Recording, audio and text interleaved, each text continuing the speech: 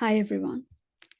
Today we're going to discuss about the supernatural powers or the occult powers that is commonly associated with an enlightened yogi or enlightened being. You see, after all, we all want shortcuts and hacks for our life. And then somewhere we are made to believe or led by the thought that enlightenment is going to give us the key to have all those shortcuts in life. So it's going to give us a protecting magical shield and insulate us from all the human sufferings. In my previous sharing, we discussed about how enlightenment or after enlightenment, there is a real need for integrating all the psychological imperfections, the humanly desires and the needs to live this, mundane, ordinary life. And in this video, we're going to discuss about why we are always associating and deeply fascinated about all these supernatural powers, occult powers, or in Eastern tradition or in Vedanta, we call it as SIDDIS. Of course, right?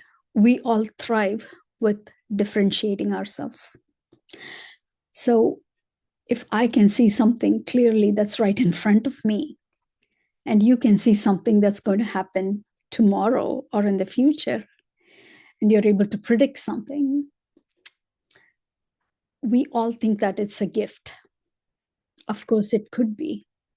Yes, of course, it is something powerful in the sense it's not natural. So it is a skill, it is a gift. And many could argue that if it's used for the betterment of human, that is all good. And I have no argument about it. But the essential fact is that those kind of supernatural powers or siddhis, you're always meant to be using it for the highest good for someone else. And they are not necessarily, and even definitely, you can't use it to create magic for yourself. Like, for example, I know many yogis or siddhis that had supernatural powers to create, the mystical Shivalinga from their mouth. And they will make milk come from a water tap. They could bring in so much wealth or, the clues for prosperity, everything for other people. And then end of the day, they have to wait for their own food to be served, or they have to cook their own. So essentially, the bottom line, what I'm trying to say is, whether it's mystical spiritual experiences or these supernatural siddhis of predicting the future, of creating something out of thin air,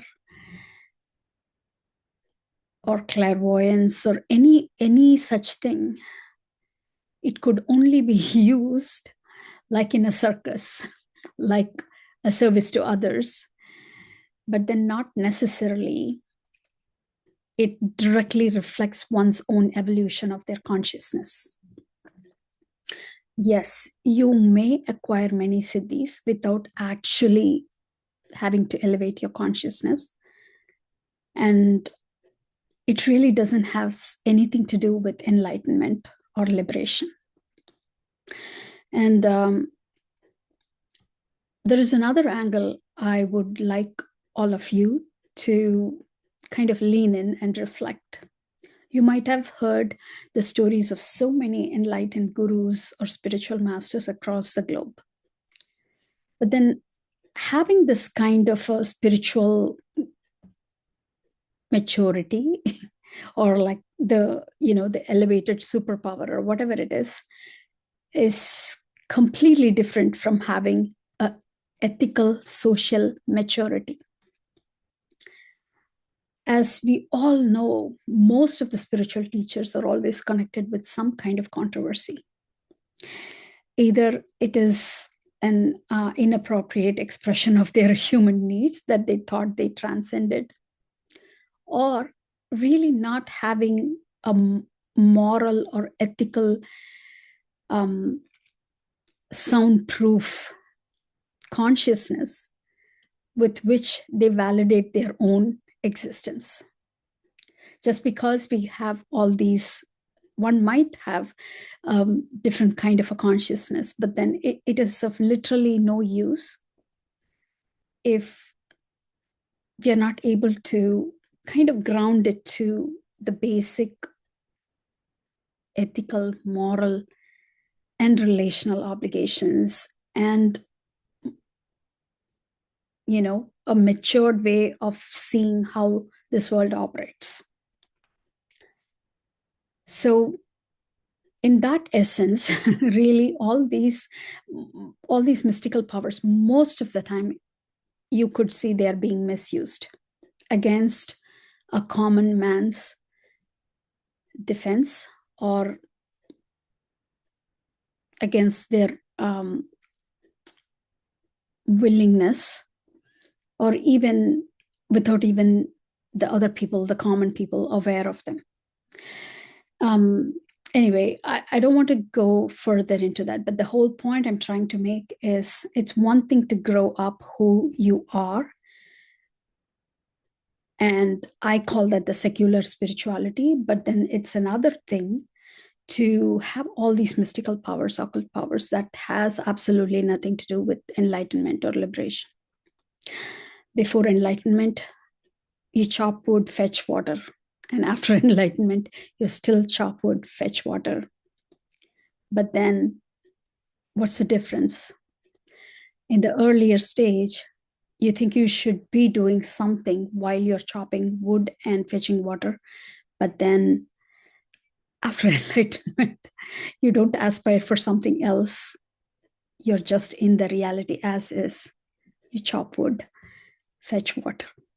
So yes, the point of this video is, the occult powers or super mystical, supernatural powers has nothing to do with enlightenment. So in order to live an ordinarily extraordinary life, an enlightened way of living every day, we don't need all these siddhis. Thank you.